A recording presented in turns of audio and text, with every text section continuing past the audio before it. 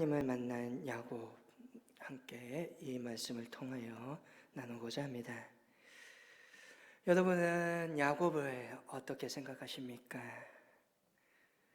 저는 야곱을 볼 때마다 성경에서 가장 사람 냄새가 나는 사람이다라고 생각되어집니다. 사람 냄새가 난다는 말은 그가 도덕적으로, 인격적으로, 신앙적으로 매우 성숙한 사람이다, 그렇게 말하는 것은 결코 아닙니다.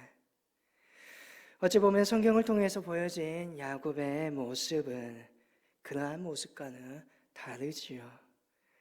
야곱의 삶은 투쟁의 생활이었고, 야곱의 삶은 살기 위하여서 발버둥 쳤던 삶이었습니다. 형 에서의 전작권을 얻으려고 하였고, 아버지 이삭을 속여서 축복을 받아냈던 인물입니다. 그리고 오늘의 말씀 속에서는 그의 형 에서의 분노를 피해서 도망치고 있는 사람이 야곱입니다. 제가 사람 냄새가 난다라고 말하는 것은 성경 속의 믿음의 인물들이 내 삶과는, 나의 생활과는 참으 다르게 보이지만, 야곱의 삶은 오늘 이 시대를 살아가고 있는, 어찌 보면 이 시대 속에서 발버둥 치고 있는 나의 모습과도 같은 모습이기 때문입니다. 때로는 사람을 속이고, 때로는 도망치며, 어떻게 하든지 살아남고자 하고 있는 이 시대의 나의 모습이 야곱이기도 합니다. 그러한 야곱이 오늘 말씀 속에서 하나님을 만나게 됩니다. 야곱은 현재 고향을 떠나고 있습니다. 브엘세바를 떠나 하란으로 향하여 가고 있습니다. 브엘세바는 부모님이 계시는 고향이며, 하란은 외삼촌 라반이 살고 있는 타향입니다. 야곱이 고향을 떠나 먼 타향으로 가고 있습니다. 그 이유는 자신의 성공을 위하여 아버지를 속였고, 형도 속이게 되어 장자의 축복을 가로챘기 때문이죠. 결국 형의 미움을 받아 생명의 위협을 받게 되자 어쩔 수 없이 도망치게 됩니다. 야곱은 세상적인 방법으로 성공을 목적하며 살아갔다가 이제 자기의 힘으로 도저히 빠져나올 수 없는 함정에 빠져버린 대표적인 사람입니다. 성공을 위해서 하나님의 방법보다 인간의 방법을 먼저 모색했던 사람인 것이지요. 그러나 그도 처음에 오랫동안 고향을 떠나려고 한 것은 아니었습니다. 아마 그는 잠깐 형의 분노가 사라지면 다시 되돌아올 거라 생각하였습니다. 그런데 그 잠깐이 20년이 넘게 됩니다. 분명 그는 떠날 때 분명한 목적도 있었습니다. 또한 그는 아버지의 진심 어린 축복도 받았습니다. 28장 3절과 4절을 보면 아버지 이삭이 아들 야곱을 향하여서 진정으로 축복해 줍니다. 전능하신 하나님이 내게 복을 주시어 내가 생육하고 번성하게 하여 내가 여러 족속을 이루게 하시고 아브라함에게 허락하신 복을 내게 주시되 너와 함께한 네 자손에게도 주사 하나님이 아브라함에게 주신 땅 곧 내가 거류하는 땅을 네가 차지하게 하시기를 원하노라. 진심으로 그를 축복합니다.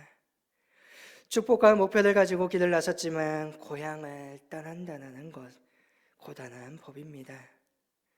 야곱이 브엘세바를 떠나서 하란을 가는 중간 밧다아람을 향해서 갑니다. 이곳까지 큰 천리길입니다.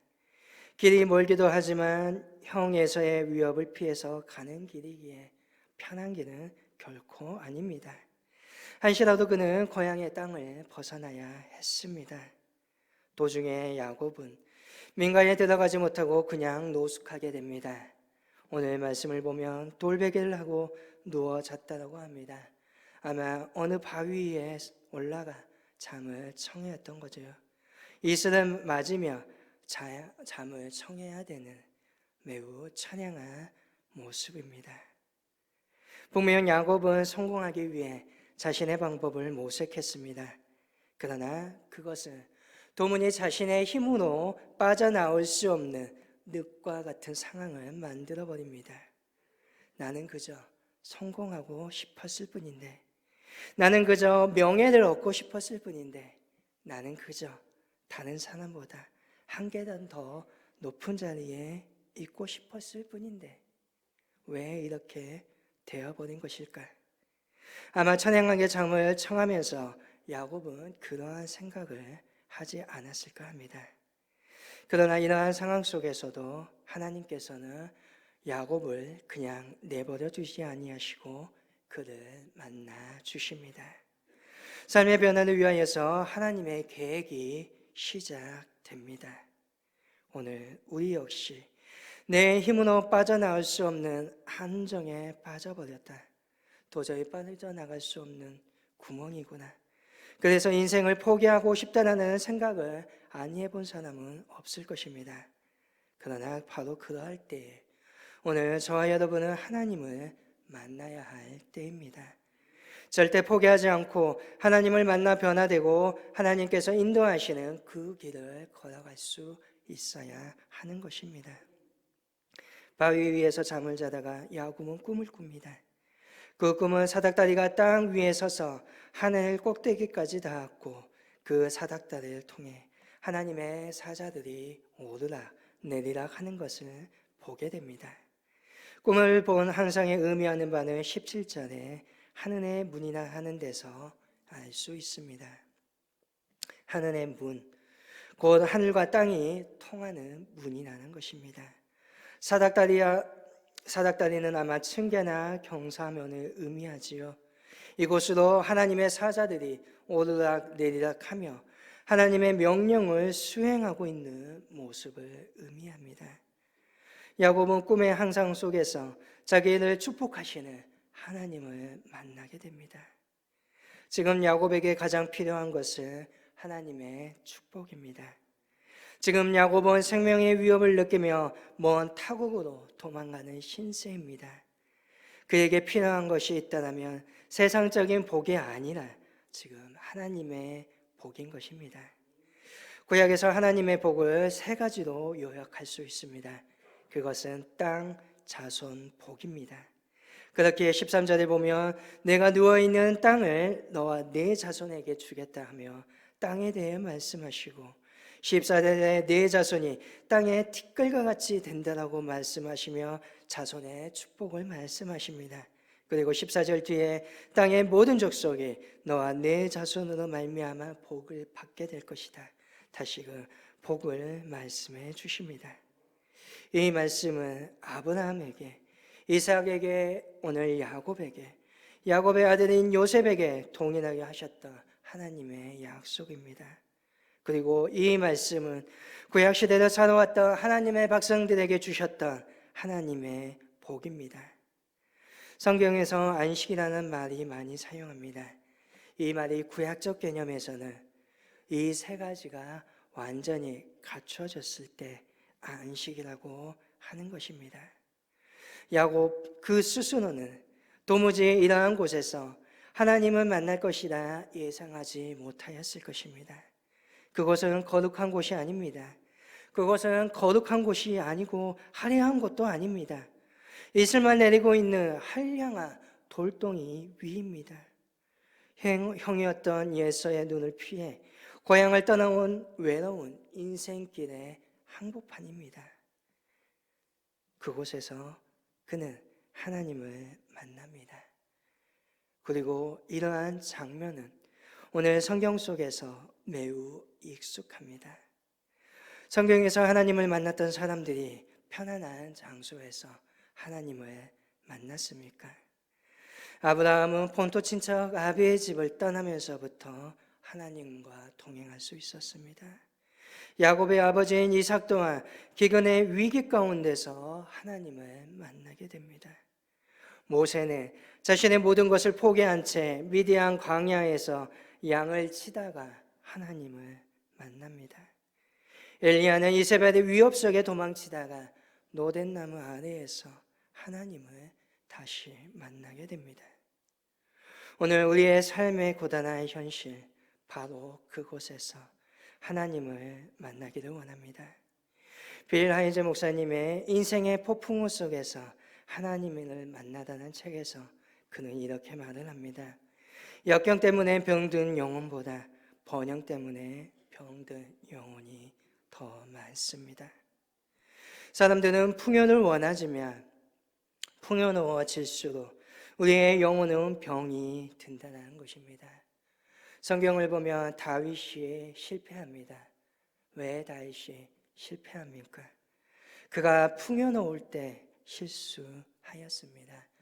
그가 풍요로울 때 밧세바와 잘못된 관계를 맺었었고, 그가 안정적이었을 때 하나님이 하지 말라는 인구조사를 하여 하나님의 분노를 샀습니다. 역설적이지만 우리는 역경의 순간에 하나님을 더욱더 깊이 만나게 됩니다. 내가 오늘 가장 많이 기도할 때도, 가장 많이 찬양이 울려 퍼질 때도 그 순간은 고난의 때라는 것입니다. 오늘 우리가 살아가는 모습이 그 실상을 잘 보여주고 있지 않습니까? 오늘 이 시대에 물질적으로 매우 부유해졌고 풍요로워졌습니다. 그러나 오늘 우리는 그 어느 때보다 더 각박하고 더 힘든 삶을 살아가고 있지 않습니까? 불과 몇십 년 전입니다. 지금처럼 물질이 풍요하지도 않았습니다. 가난하였습니다. 그러나 분명한 사실은 그때가 우리의 마음에 더욱더 풍요로웠다는 것입니다. 공고하고 부족한 그때에 우리는 하나님과 가장 가까이 있습니다. 그것을 지금 야곱은 경험하고 있다는 것입니다. 야곱은 바로 하나님께서 여기에 계신다는 사실을 깨닫습니다. 나 혼자가 아니라 하나님이 바로 이 자리에 함께 계신다는 겁니다. 그래서 17절에 그곳을 하나님의 집이요 하늘의 문이라고 말합니다. 하나님의 집, 하나님을 높이는 곳이요 하늘의 문, 하나님을 만나고 경험하는 곳이라는 겁니다. 우리가 어디에 있든지 하나님을 만나고 하나님을 높이는 그곳이 바로 하나님의 집이며 하늘의 문인 것입니다. 15절에 하나님은 내가 너와 함께 하겠다. 모든 약속이 이루어질 때까지 내가 너를 떠나지 않겠다. 임마누엘의 그 약속을 하십니다. 내가 오늘 서 있는 직장이든지 나의 가정이든지 하나님이 여러분과 함께 계시며 영원히 떠나지 아니하시겠다는 겁니다. 그때 내가 있는 그곳이 하나님의 집이요 하늘의 문이 되는 것입니다. 내가 어디에 있든지 그곳을 하나님을 높이는 하나님의 집으로 바꾸시고 하나님의 능력과 은혜를 경험하는 하늘의 문으로 만드시기를 바랍니다. 나 혼자 이 길을 걸어가시는 것이 아니라 능력의 하나님께서 함께 하시는 현장으로 만들어 가시기를 바랍니다. 나와 동행하시고 내 삶에 능력을 주시는 전능하신 하나님을 경험하는 삶을 살아갈 수 있기를 바랍니다. 결코 하나님의 사랑은 여러분을 떠나지 않습니다. 그러나 세상은 하나님의 이러한 모습을 보지 못하기에 처참한 돌베개, 그 베개를 베고 자는 현실만 봅니다. 그리고 결국 그 위에서 외롭게 울부짖거나 생을 허무하게 마치게 됩니다. 작년 9월에 2021년 사망원인 통계 결과를 발표하였습니다. 매해 9월에 발표하는 자료인데요. 이 통계를 보면 2020년 한 해 동안 13,352명이 자살했다라고 기록되어 있습니다. 하루 평균 37명이 자신의 목숨을 버립니다. 10대에서 30대까지의 사망률 1위가 자살입니다. OECD 국가 평균 자해에 의한 사망이 11명입니다. 이미 그 2배 이상을 넘겨 있는 상황이죠. 우리의 사회 속에 과연 무엇이 문제이겠습니까? 지나친 경쟁과 성장만을 바라보는 것을 들 수 있겠지요. 경쟁하는 사이 속에 개인에게 지나치게 책임감을 지게 하고 또한 거기에서 밀려난 사람들에게 극심한 자존감의 상처를 가져줍니다. 또한 무조건 앞으로 전진하다 보니 뒤처지는 사람들라고 하는 사람들, 그들을 보지 못합니다. 물론 이것보다 더 중요한 것은 나를 떠나지 않는 하나님의 그 사랑을 보지 못한다는 것입니다. 하나님이 나와 함께 하신다는 그 사실을 깨닫지 못하고 느끼지 못한다는 것, 그것이 아마 우리 사이 속에서 가장 큰 문제입니다. 오늘 우리의 하나님은 돌백을 베고 자던 야곱에게 나타주셔서 만나주시는 사랑을 보여주십니다. 도망하는 가난한 자의 하나님이요, 고향을 잃어버린 자의 하나님임을 보여주고 계십니다. 야곱에게 나타나 내가 너와 함께 하겠다, 너를 지키고 너를 고향으로 돌아오게 하겠다라고 약속을 주시는 하나님이십니다. 오늘 이 시대 속에 야곱과 같이 쫓겨가고 있는 인생이 누구입니까? 오늘 야곱처럼 도망치며 오늘 야곱처럼 낙심하고 있는 인생이 누구입니까? 오늘 내 자신, 여러분 자신이 아닙니까?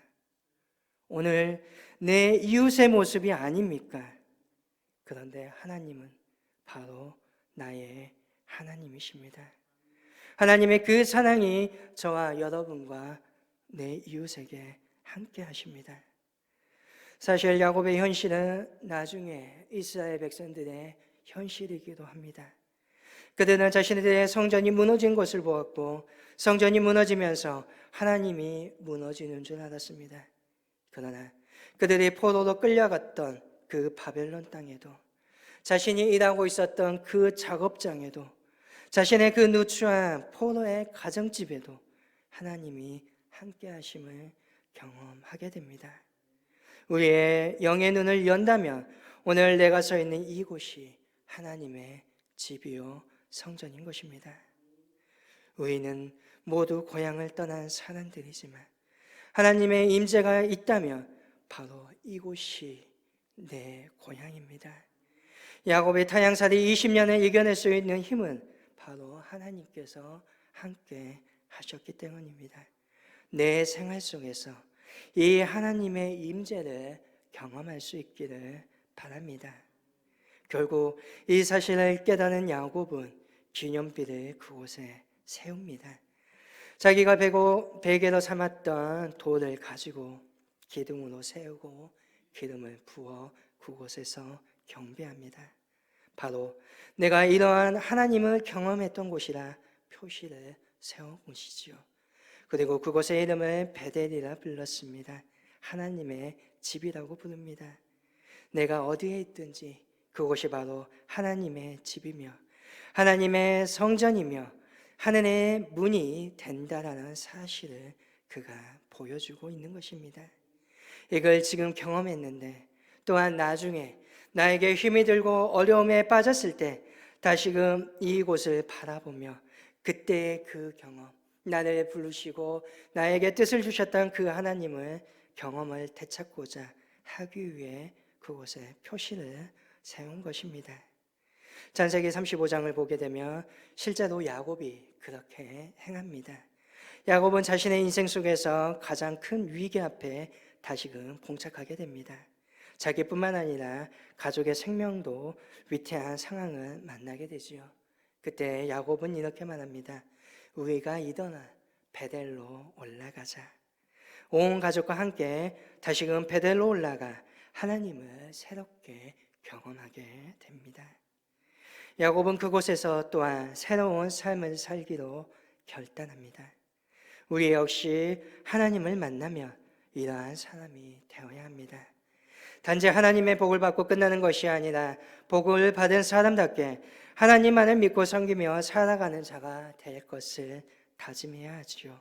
그리고 이것은 단순한 결단으로 끝나는 것이 아니라 그러한 삶을 살기 위하여 몸부림치는 자가 되어야 하는 것입니다. 인간적인 방법으로 오직 성공만을 목적으로 달려갔던 야곱이 하나님을 만남으로 말미암아 그의 삶 속에서 새로운 출발을 하게 됩니다. 오늘 우리 역시 그럴 수 있기를 원합니다. 정말 하나님을 깊이 있게 만나고 경험하며 하나님이 나의 하나님이시며 나와 동행하시며 나를 지키시는 분이심을 고백하는 삶이 될 수 있기를 바랍니다. 아무리 힘겨운 상황이나 할지라도 내가 서 있는 그곳에서 하나님을 만나고 경험하는 현장으로 바꾸어 하나님의 집, 하늘의 문으로 삼는 믿음의 저와 여러분이 되시기를 바랍니다. 우리가 살아가는 모든 현장이 하나님을 만남으로 삶이 달라지고 모든 것이 변하고 하나님께서 말씀하시는 그 복을 받는 생생한 삶의 현장이 되시기를 주님의 이름으로 간절히 축복합니다.